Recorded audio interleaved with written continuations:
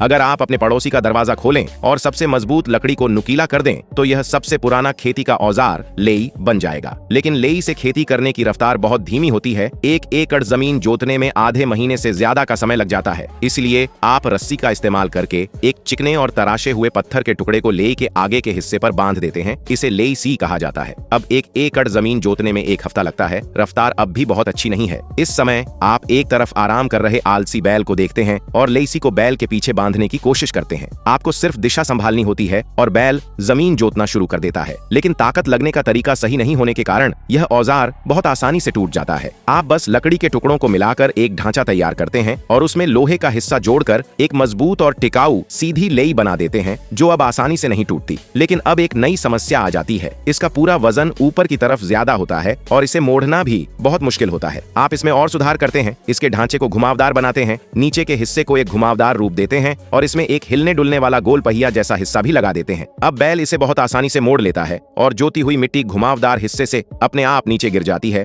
जिससे इसे खींचने की ताकत भी बहुत कम हो जाती है। लेकिन यह औजार सिर्फ एक ही गहराई पर जुताई कर सकता है। यह अलग अलग फसलों की जरूरत के हिसाब से काम नहीं कर सकता। आप बहुत चतुराई से लूबान की लकड़ी के काम की तकनीक का इस्तेमाल करते हैं और इसके आगे के हिस्से को ऊपर नीचे होने वाला बना देते हैं। ऊपर एक छेद करके उसमें एक पिन लगा देते हैं। उस पिन घुमाकर आप कम गहरी, मध्यम गहरी और बहुत गहरी जुताई के 3 अलग अलग तरीके चुन सकते हैं। यहाँ तक पहुँचने पर बधाई हो दोस्त, आपने पुराने जमाने के लोगों की समझदारी का सबसे बेहतरीन औजार चू युआन ली पूरी तरह से फिर से बना लिया।